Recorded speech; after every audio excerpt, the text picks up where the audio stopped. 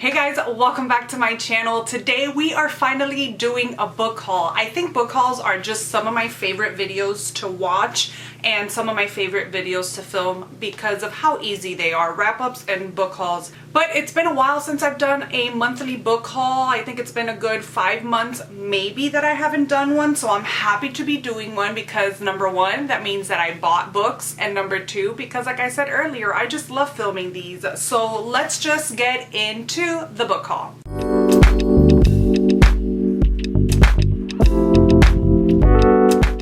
So first, we are going to start off with my book of the month books that I chose for January, and I haven't read any of these, but whatever. That's not the point of this. I know that I said in my 2020 reading goals that I wanted to stay up to date with my book of the month. That hasn't happened, but did you guys really think it would happen? Not me. Okay, so the first book, the actual book of the month that I got was Sundown Motel.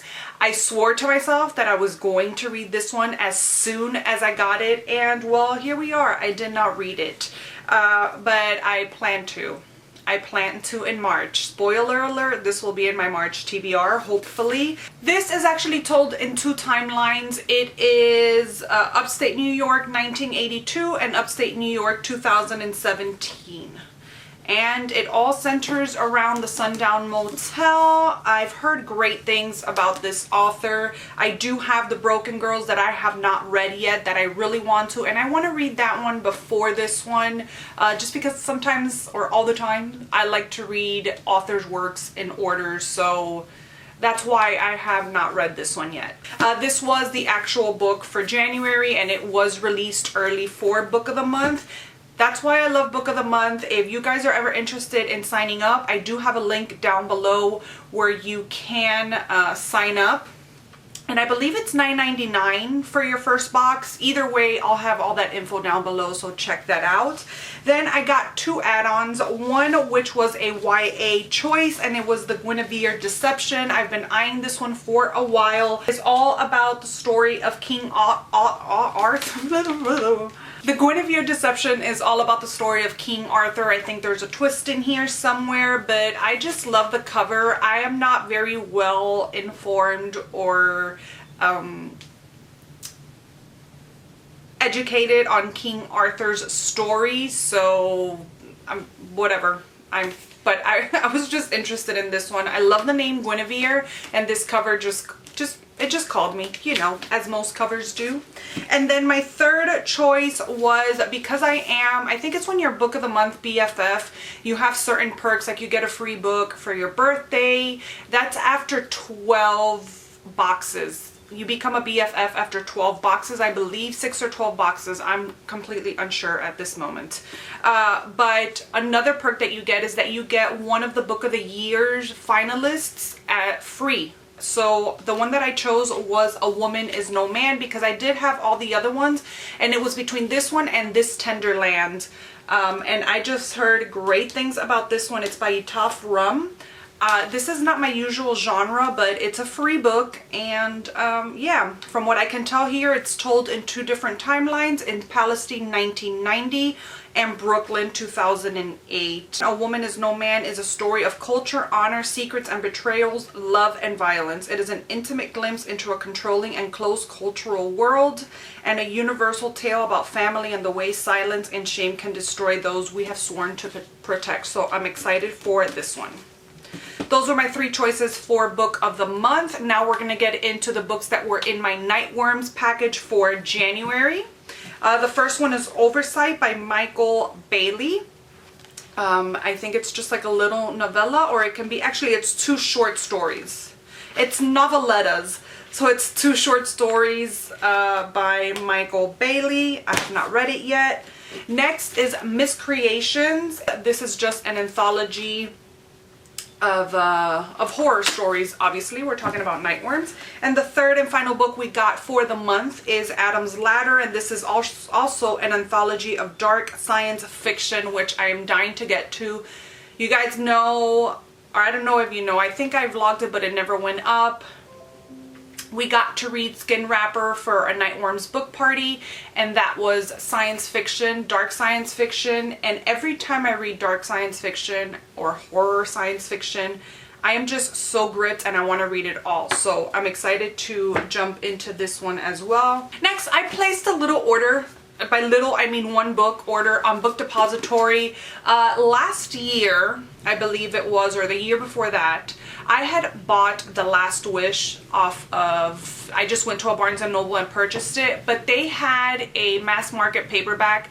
And at this point when I bought it, I was actually planning on joining Elliot Brooks on a The Witcher read-along that she was having, that each month you would read the different book from the series.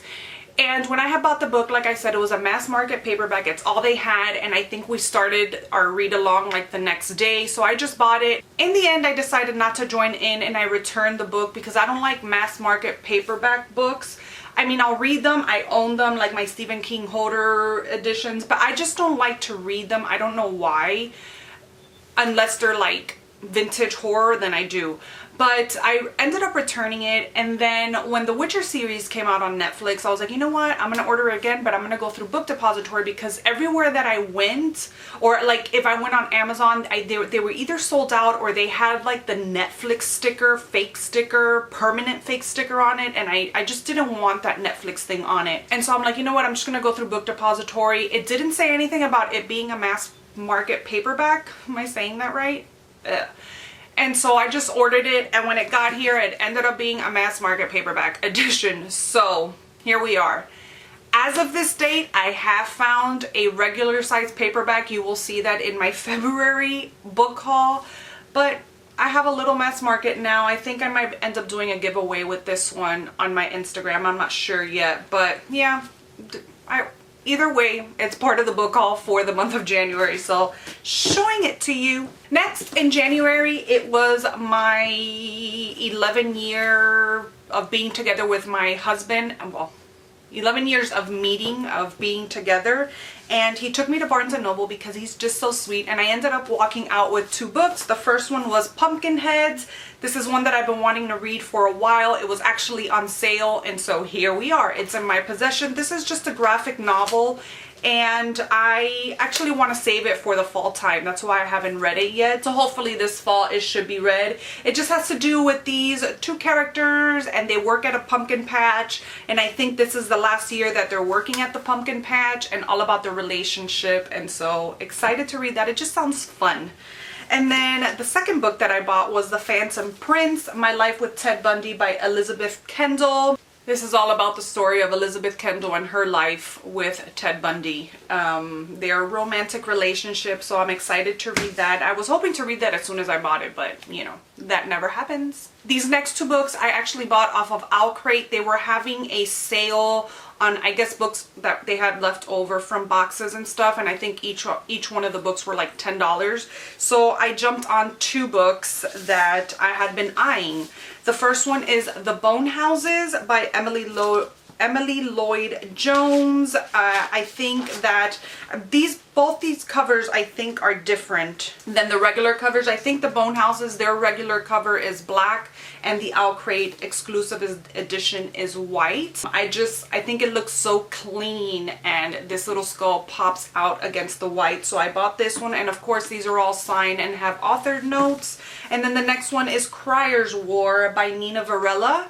And I forgot who I saw talking about this book, and when I saw it and just the cover, it's so like holographic and shiny, and I was just like, I need to have it. And I think this has to do with a robot and a human falling in love, if I'm not mistaken. And this one has to do with a girl that tends the grounds in a cemetery maybe, or something like that, and maybe zombies, a graveyard. And so I don't know, I just thought those were both cool, and I just bought them.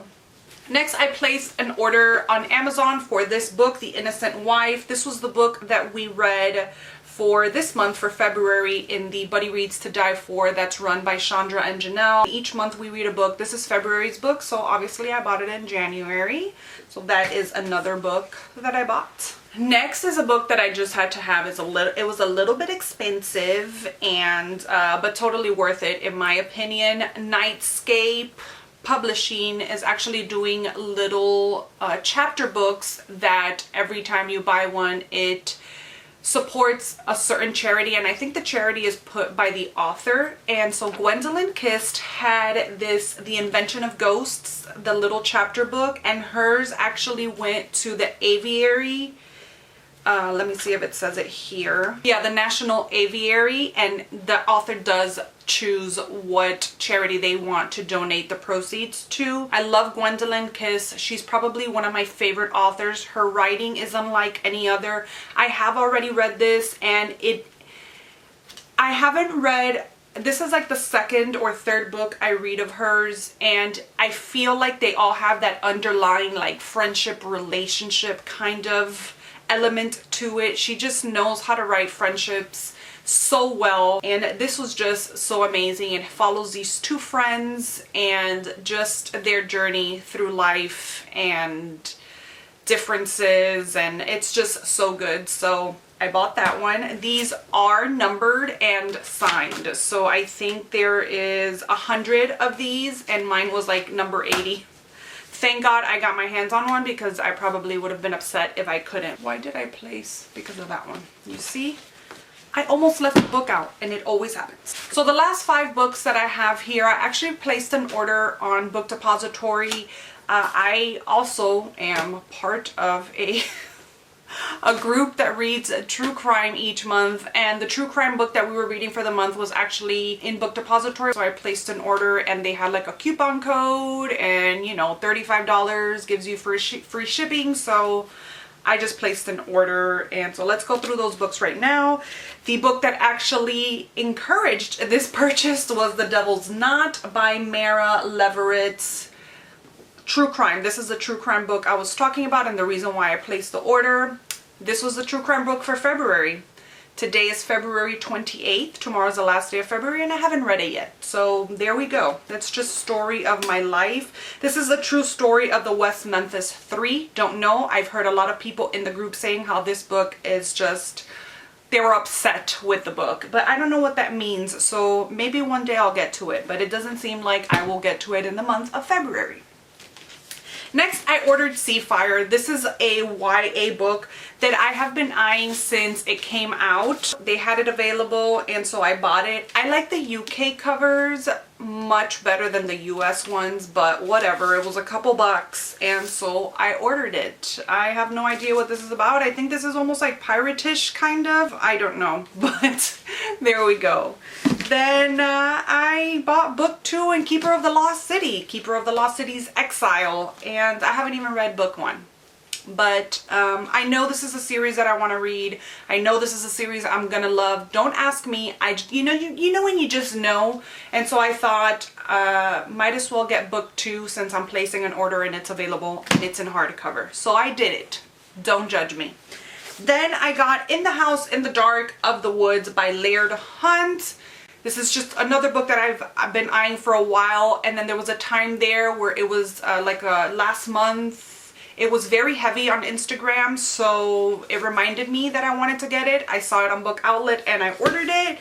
I don't know what it's about again. And then the last one I got was The Glass Forest by Cynthia Swanson. This is a book that actually was on my wish list on Book Outlet, and I just went ahead and added it to my cart.